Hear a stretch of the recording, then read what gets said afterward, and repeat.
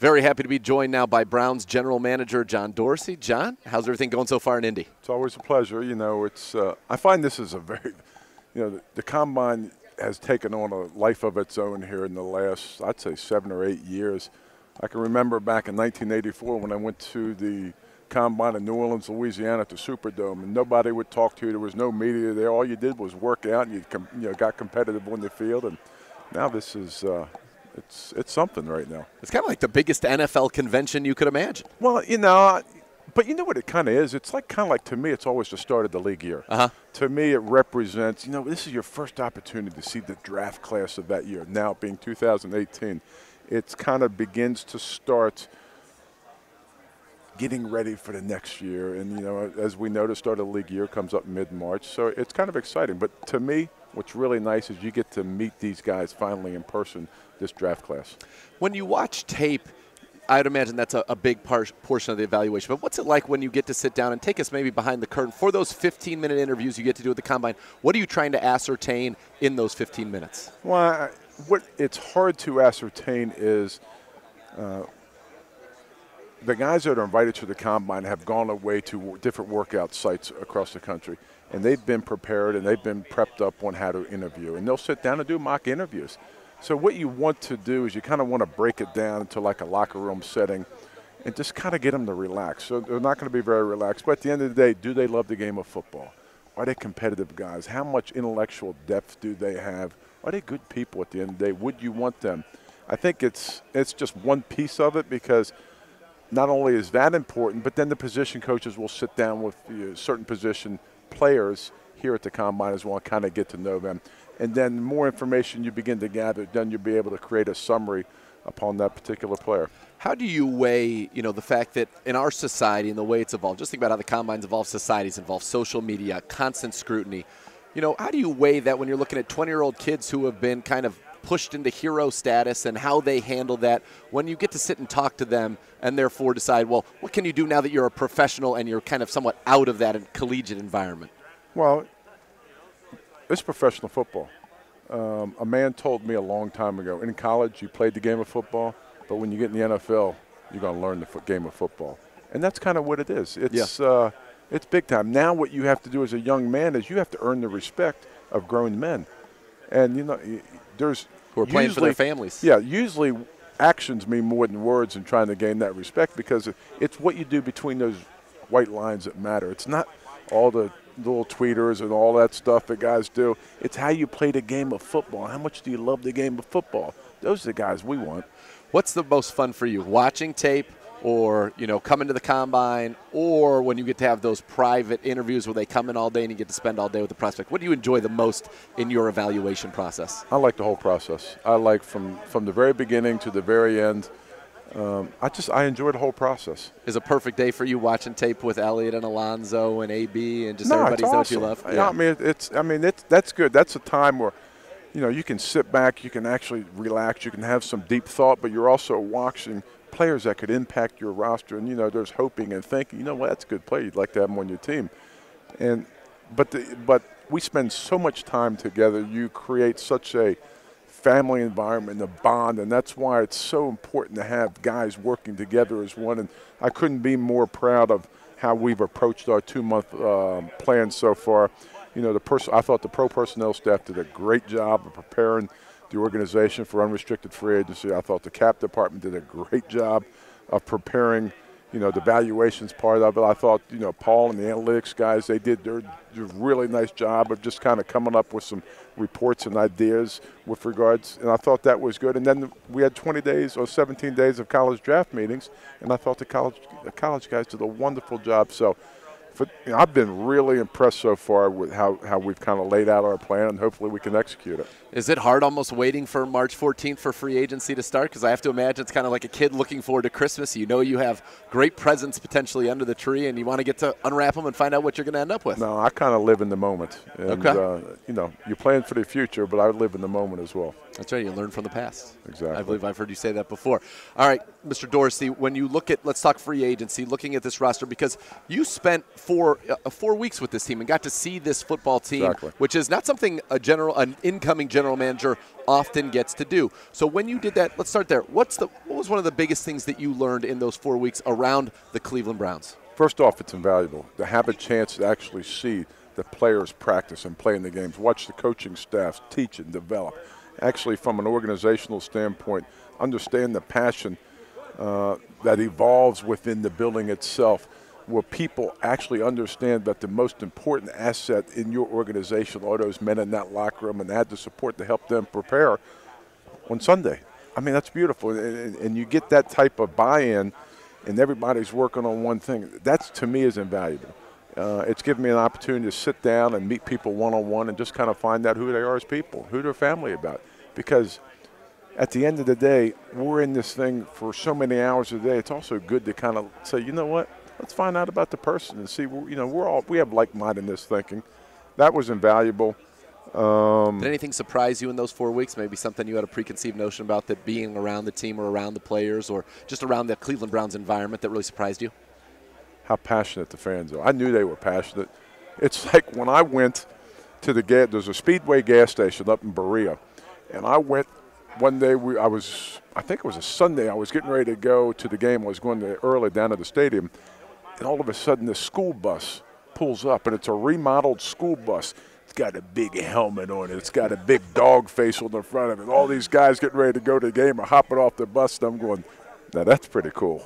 Yeah, it is a very, very passionate fan base. Oh, it's awesome. Hungry. Listen, you know, when you come here, you turn this thing around, as I think everybody believes that you certainly can. There'd be statues from John Dorsey all around this town. That's how passionate and how much they want this team to be successful. This does not get done by one individual. It is a collection of individuals, the whole organization. It's everybody. You know what? Just put one big brown helmet up there. That's all I care about. That's all you care about. All right, let's talk about when you watch tape, because we have a lot of people who call the show and listen, and Browns fans, it's been the draft has been the focus, so they watch, prospects. What's one piece of advice you would give to an amateur out there, just somebody at home who wants to watch tape and learn how to watch tape? What's the most important piece of advice you ever got about how to watch tape and evaluate players? How do they play against the competition? Regardless of what level you're on, either it be 1A, 1AA, Division II, Division III, NAIA, how does he play against his competition? If I'm a lower level guy, do I dominate my competition? That usually stands out. But realistically, I would say 83% of the players in the National Football League do come from Division I. Yep. So, spend the majority of your time on Division I players. When you're deciding, because it's usually hard to watch. There's so many players to watch every game for a player. How do you select which 4 games or 6 games you want to watch of a given competition. Player? Best competition. So I've always believed if you're going to watch a player, watch him against the best, because when he gets in the National Football League, pretty good players. Yeah. So watch him play against real football players. Like, when I watch the corner from Ohio State, guess what? I'm going to watch him against like an Oklahoma team. I mean, you're going to watch him against really good football teams. Yeah, and vice versa. For Baker, you want to watch him against that Ohio State defense that's going to send a lot of guys to the NFL. Ohio State's got really fast defense. Actually, I went to the USC, Ohio State at the Cotton Bowl. Uh-huh. My God, to watch the speed and the job that Greg Schiano did from a game standpoint, but to watch the speed on Ohio State's defense, impressive. Yeah, and think about all the guys they've sent into the NFL from that defense just the last couple of years. Pretty good, huh? Yeah, it's pretty good how they reloaded down there. It'd be nice if you could just recruit them right in. All right, so the draft, obviously important. You help some people out with some scouting tips there. I want to talk to you about, because we've heard so much, the Browns want a veteran quarterback. The Browns want a quarterback at the top of the draft. You have a kid, 21 years old, in Deshaun Kaiser, who certainly progressed as the season went on, produced 375 yards of offense himself, Week 17 against the Steelers, which you saw, the game against Green Bay, which you saw. Where does he fit in to all of this, and what do you think of Deshaun in his rookie season and him just as a prospect? Because he just turned 22, so he still very much is a young guy. He's a very young man. I think what people do not realize is, regardless of position, how hard it is to make that transition into the National Football League. And then when you have a position like the quarterback position, it gets doubly as tough, because these guys have been playing football, if you take it all the way back to I would say the summer before, or they've been training and all the way up, and they've really never had a chance to take a break. Now he's got a chance. I've always said the biggest change in players is from year 1 to year 2, where they will grow exponentially because they are solely focused on the task at hand. They're familiar with their surroundings. They're familiar with the playbooks. They understand what their weaknesses are, and they will develop and work upon that. This offseason, you know, I can't wait to see him come back in the OTAs, because I think he's going to make exponential strides, and it's that's the competitive nature that you want. You want to be able to have those guys develop and fit into a role and see what happens. Let's say you end up with Deshaun, a young quarterback that you draft early, you think highly of. How important is it to get another quarterback in that room who's actually won a game in the NFL that can kind of help these guys who are still, you know, it could be if you draft Darnold, for example, 20 and 22 years old in that quarterback room. Well, you still got Cody and you still got Kevin in that room too now. So, again, it's called, you know, you want to stockpile as many talented players as you got. And that's now with the, you know, with Coach Z now in there, the leadership of Coach Z. I can't wait to see the impact he has on that room. What do you think about that offensive staff now that Hughes assembled, bringing in Ken Zampese, who he worked with extensively in Cincinnati, and then, of course, Todd Haley, a guy who's been incredibly successful and as a head coach with the Chiefs. He had a very good offense there, and then obviously the last 6 years with the Pittsburgh Steelers, the number 2 ranked offense in the NFL over that time. What does he bring to this organization, and what can he do to that offensive side of the ball? I think first and foremost it talks about the leadership of Hugh and being able to get get coaches like Todd Haley. To go, you know, I mean, to go get all the offensive players or the offensive coaches that we've added to the staff. There's some pretty good coaches here. Right. Not only are they good coaches, they're good teachers. And fundamentally, you want those guys to teach men. But then systematically, when you had Todd's system in there, yeah, he's got a pretty good system. He's got a pretty good track record with it. So I'm excited to see him develop that. And, you know, now my sole responsibility is get him some more pieces. And that's what we're going to do. I'm going to help him develop, you know, make his offense hum by getting better, you know, get more players. Not better players, but more players. When you look at the game of the NFL just as a whole, because a lot of people talk about best player available, but best player available, I imagine, fits into some framework of how important that position is in your mind to winning football games. What are the 5 most, take quarterback out of it, what are the most important positions as you see it in the modern NFL game linked directly to winning in the NFL? We've actually, we've played this scenario more than once.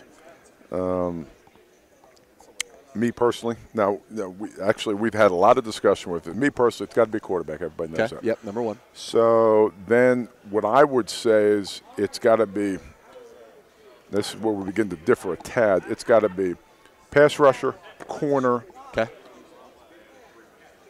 I say left tackle and then receiver. Okay. Interesting. So at the top 3 or top 4, really actually all 5 are around the passing game. You need to be able to have a quarterback who can throw the football, protect him, give him weapons, and then the guys on the other side who can stop that. I mean, the game has evolved so much, not only vertically, but it's also spread you out horizontally too. It opens up